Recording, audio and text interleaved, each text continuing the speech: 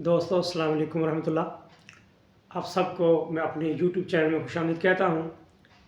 तो आज हम डिस्कस करेंगे जो फील्ड कंडीशन के अंदर सबसे ज़्यादा कंडीशन देखी जाती है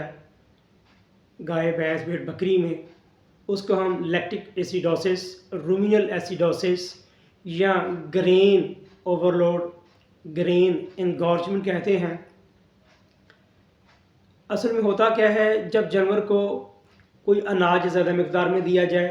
खा वो सूखी रोटियां हों, गीली रोटियां हों, कोई वंडा खिला दिया जाए,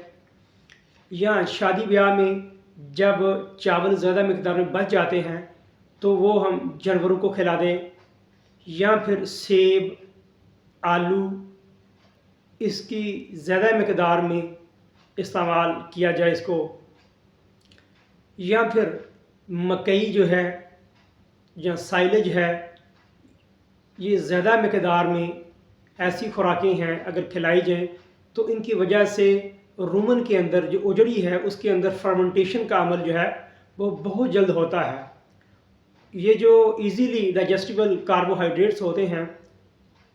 रूमन के अंदर मौजूद जो प्रोटोजोन और माइक्रोफ्लोरा हैं वो इनको कन्वर्ट करते हैं थ्रू फर्मेंटेशन एसिड की प्रोडक्शन में, जिसकी वजह से फिर जो है आगे वोलेटाइल फैटी एसिड जो है उसके अंदर बनते हैं। क्योंकि यही वोलेटाइल फैटी एसिड जो होते हैं ये जानवर को एनर्जी का जो एक सोर्स है वो मुहैया करते हैं। तो जब रूमन के अंदर ये माइक्रोफ्लोरा जानवर जब ज़्यादा मकदार में ओवरडोज में हाईली फर्मेंटेबल जो डाइट हैं, जिसमें मैंने बताया अनाज हो सकता है, लश ग्रीन पास्चर हो सकता है, तो होता क्या है, नॉर्मल से ज़्यादा जब तेज़ाब बनना शुरू हो जाते हैं जिसमें acetic acid, butyric acid,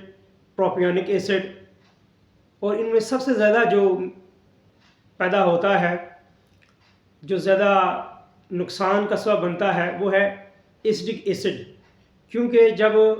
Roman की जो पीएच है वो तेज़ाबियत की तरफ चली जाती है, रूमन की जो पीएच है वो कम हो जाएगी, तो फिर माइक्रोफ्लोरा जो होते हैं कुछ ऐसे जिस तरह स्ट्रेप्टोकोकस बोविस जो है या बैसिलाई जो हैं, ये बैक्टीरिया ऐसे होते हैं, फिर वो प्रोडक्शन ऑफ दी एसिड्स वो ज़्यादा हो जाती है, फर्मेंटेशन वो ज़्यादा करवाते हैं। उसके चलते हुए रूमन के अंदर जो है एक तेज़ाबी जो एसिडिक एनवायरनमेंट है वो क्रिएट होता है, जिसकी वजह से फिर जो बेनिफिशरी जो जानवर के अंदर अच्छा काम कर रहे होते हैं, डाइजेशन का काम करते हैं, जानवर को एनर्जी देने का सबब बनते हैं, माइक्रोफ्लोरा वो डिस्टर्ब हो जाते हैं, उनकी पॉपुलेशन बहुत कम हो जाती है। तो जब ये क्रिएशन वहाँ होती है, ये मसला होता है, तो उसके बाद क्या होता है, जो रूमन के माइक्रोफ्लोरा हैं उनकी फर्मेंटेशन बहुत ज़्यादा हो जाती है। इसकी तीसरी वजह जो है इम्बैलेंस, आपको बताया मैंने, माइक्रोफिल पॉपुलेशन जो बेनिफिशरी होते हैं माइक्रोफ्लोरा उनकी मकदार जो है वो बहुत कम हो जाती है। फिर लैक्टिक एसिड प्रोड्यूसिंग बैक्टीरिया जो हैं वो बहुत ज़्यादा हो जाते हैं, तो वो कार्बोहाइड्रेट्स को जो है वो प्रोड्यूस करते हैं लैक्टिक एसिड, वो नॉर्मल से ज़्यादा वोलेटाइल फैटी एसिड वो कम बढ़ रहे हैं, और ये जो नुकसानदेह एसिड हैं ये उसके अंदर ज़्यादा बन रहे होते हैं। फिर वहाँ से इनकी प्रोलिफरेशन होती है of lactic acid producing bacteria. इसके अलावा जो है फिर क्या होगा, वहाँ एक्यूमुलेशन ऑफ लैक्टिक एसिड, जब ओवर ग्रोथ होगी लैक्टिक एसिड पैदा करने वाले बैक्टीरिया की, तो वो क्या करेंगे, वहाँ accumulation of the lactic acid in the Roman, जो उजड़ी है उनके रूमन के अंदर जो है, फिर उनकी जो एपिथेलियम है ये उनको डिस्टर्ब करते हैं। जब ये डिस्टर्ब करते हैं तो फिर क्या होगा, वहाँ पे एसासी जो अल्कलाइन इन्वायरमेंट है वो कम हो जाता है, लेकिन एसिडिक इन्वायरमेंट ज़्यादा हो जाएगी, वहाँ पे इनकी स्लफिंग ऑफ हो जाएगी, वो ब्लड स्ट्रीम के अंदर जब जाएंगे तो वहाँ पे मुख्तलिफ़ तरह के जो है वो मेटाबॉलिक डिसऑर्डर जो है वो क्रिएट करते हैं, जिसकी वजह से जानवर जो है फिर इस कंडीशन में चला जाता है। शुरू में जानवर जो है, अगर आप देखेंगे इस केस में आप जिस तरह देख रहे हैं, यहाँ तो रूमन जो है वो बिल्कुल रुक जाएगा उसकी मोर्टेलिटी। जब मोर्टेलिटी उसकी रुक जाएगी तो इरेक्टेशन ऑफ द गैसेस वो भी रुक जाएगी, गैसें जो हैं वो नहीं निकलेंगी, रूमन जो है वो गैसों के साथ भरना शुरू हो जाता है। और बस औक़ात इस तरह की कंडीशन हो जाती है कि फिर डिहाइड्रेशन जो है वो जानवर के अंदर देखी जाती है। तो फिर दूसरी जो मेटाबॉलिक कंसिक्वेंसेस होती हैं वो जो है, जिसके नतीजे में जानवर बिल्कुल सुस्त हो जाएगा, जानवर चारा नहीं खाएगा, रिकम्बेंसी में बैठ जाएगा, स्टर्नल रिकम्बेंसी में बैठ जाएगा, या फिर अपना हेड जो है बिल्कुल ज़मीन के साथ जो है वो टेक लगा लेगा। अब आइज़ के अंदर आप देखेंगे तो जो उसका ऑर्बिट जो है, एक तो उनके अंदर सिंक्रोनाइज आई हो जाएगी, डिहाइड्रेशन पानी की कमी की वजह से, क्योंकि जब लैक्टिक एसिडोसिस का मसला आता है तो रूमन एसिडोसिस का मसला आता है, तो क्या होता है जो इंटेस्टाइन के अंदर वाटर था अब वो मूव हो रहा है सारे के सारा रूमन के अंदर। जब रूमन में जाएगा तो फिर उसकी जो है डिस्टेंशन ऑफ द रूमन हो जाएगी, उसमें अफरासा जो है वो महसूस होता है। जब गैसें बहुत ज़्यादा हो जाएंगी, जानवर को सांस लेने में जो है वो मसला आता है। जब बहुत ज़्यादा जो पैरालुम्बर फोसा है अगर वो भी उसके बराबर आ जाए या उससे ज़्यादा हो जाए तो एकदम जो है वो गैसें जब एक्यूमुलेट होती हैं तो आपका कीमती जानवर जो है या वो नीचे गिर जाता है, वो जो है वो लंबे लंबे सांस लेना शुरू करता है, टांगें मारता है, ठीक है, पैडलिंग जो है वो शुरू हो जाती है। तो जब गैसें इस तरह की बहुत ज़्यादा हो जाती हैं, सांस लेने में मसला आता है, अगर इमीडिएटली हमने अप्रोच ना किया, उसको इलाज ना किया, तो आपका कीमती जानवर जो है इस कंडीशन के अंदर वो जा सकता है, एक्सपायर भी हो सकता है।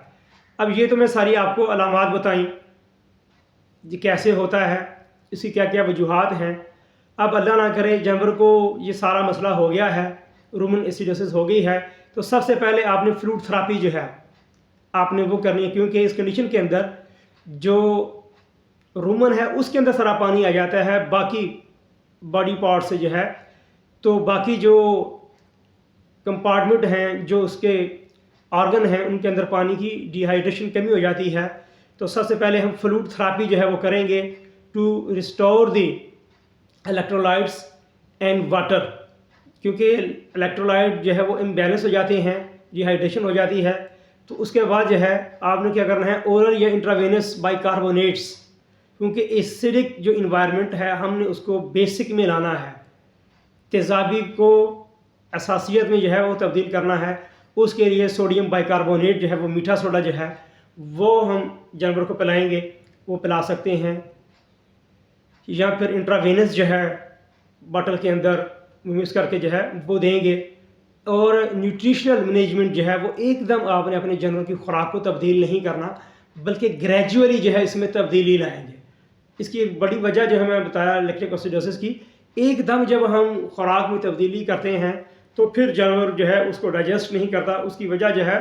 जो रूमन के अंदर माइक्रोफ्लोरा हैं जो पहली खुराक को आराम से डाइजेस्ट कर रहे थे, उनका इन्वायरमेंट ठीक था, अब आपने तब्दीली की एकदम, उसकी वजह से जो रूमिनल माइक्रोफ्लोरा है वो डिस्टर्ब हो जाते हैं, जिसकी वजह से ये सारा मसला आता है। तो आपने हमेशा ग्रेजुअली जो है वो तब्दीली लानी है ताकि वहाँ जो है लैक्टिक एसिडोसिस वाला मसला वो क्रिएट ना हो। प्रॉपर फीडिंग जो है मैनेजमेंट, हाईली फर्मेंटेबल जो डाइट है वो आप जानवर को ना दें ताकि उसके अंदर गैसें वगैरह पैदा ना हों। फिर एट द एंड हमने इसको अब ठीक करना है, तो उसके लिए मैंने बताया जानवर लेथार्जिक हो जाएगा, कमज़ोर हो जाएगा, दूध की जो मकदार है प्रोडक्शन वो कम हो जाएगी,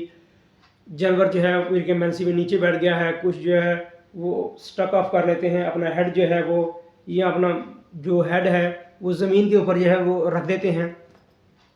तो अब हमने सिम्टोमेटिक जो है वो ट्रीटमेंट करना है। इस तरह के जानवर को जब आप देखेंगे जानवरों ने रोटियां ज़्यादा खा ली हैं, वंडा ज़्यादा खा लिया है, तो आपने with holding of the water आपने जानवर को पानी ज़्यादा मकदार में नहीं देना, नहीं तो आपका जानवर जो है वो immediately due the production of high gases fermentation की वजह से आपका जानवर जो है रेस्पिरेटरी डिस्ट्रेस की वजह से, सांस की बंदिश की वजह से आपका कीमती जानवर जो है वो एक्सपायर हो सकता है। तो एक तो मैंने आपको बताया बाइकार्बोनेट्स का इस्तेमाल करना है। अगर गर्मियों का मौसम है, टम्परेचर ज़्यादा है, लेकिन मोस्ट ऑफ द केसेस में टम्परेचर या तो नॉर्मल होगा या नॉर्मल से कम होगा, लेकिन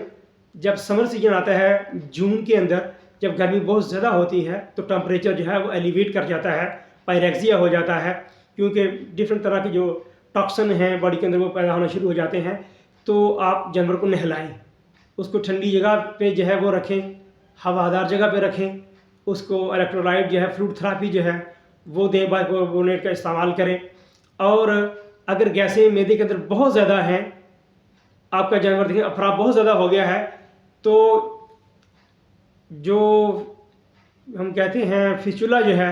आप वो भी जो है वो लगा सकते हैं। ट्रोकार एंड केनोला जो है उसकी रूमन जो है लेफ्ट साइड पे जो है एकदम जो है उसके मारेंगे तो गैसें जो है वो निकल जाएंगी, तो जानवर आप देखेंगे थोड़ा सा सुकून महसूस करेगा। बाद में जो है उसके अंदर कोई पाइप डाल के आपने टीटी ऑयल, ये सरसों के तेल के अंदर मिक्स करके जो है 50 ml या 100 ml जो है वो तारपीन का तेल जो है, टीटी ऑयल जो है वो लें, और कोई आधा किलो जो है आप जानवर के वज़न के मुताबिक उसमें मिक्स करके उसकी रूमन के अंदर डायरेक्ट दें। और इस कंडीशन के अंदर कोशिश करें कि जो ओरली हम मुंह के रास्ते जानवर को देते हैं वो ना दें, क्योंकि वो ड्रेंचिंग होने का जो है वो ख़तरा होता है। तो अगर जानवर आपका बिल्कुल नीचे गिर गया है, जो नर्वस साइन है वो आ रहे हैं, अनकॉन्शियसनेस हो गया है, इलेक्ट्रोलाइट्स के अंदर ही, फ्लूइड थेरेपी के अंदर ही आपने जो है थायामीन जो है उसका जो है आपने इस्तेमाल करना है। 10 से 20 मिलीग्राम पर केजी बॉडी वेट जो है वो उसको देंगे। B12 इंजेक्शन जो है वो देंगे। बी कम्प्लेक्स जो है वो आप उसके अंदर ऐड करेंगे। और बुखार है तो उसके अंदर एंटीपायरेटिक जो है, एनाल्जेसिक जो है, जिस तरह फ्लूनिक्सिन मैग्नोमीन जो है वो देंगे। मेलॉक्सिकैम, कीटोप्रोफन जो भी अवेलेबल हो आपने according to the body weight जो है वो आपने देना है। और इस कंडीशन के अंदर क्योंकि अंदर जो माइक्रोफ्लोरा है वहाँ पे जो है उनकी जो शिफ्टिंग है वो लाजमी कराएं। जो किसी हेल्दी एनिमल का जो कड है वो लेके आप उस जानवर को जो है वो पुन के आप वो भी उसको दे सकते हैं। एंटीबायोटिक का इस्तेमाल जो है 3 to 5 डेज़ वो लाजमी दें। इसकी बहुत सी कंसिक्वेंसेस हैं जिसको हमने जो है वो वक्त के साथ लॉन्ग टर्म जो है वो मेंटेन करना होता है। तो आई होप कि इंशाल्लाह आज की वीडियो जो है आपके लिए फ़ायदेमंद रही होगी। इसको लाइक कीजिएगा, शेयर कीजिएगा, और मैं तहे दिल से आपका बहुत शुक्र अदा करता हूँ कि आप मेरे चैनल को सब्सक्राइब करते हैं, लाइक एंड शेयर करते हैं। अपना और अपने जानवरों का बहुत सा ख्याल रखें। अस्सलाम वालेकुम व रहमतुल्लाह।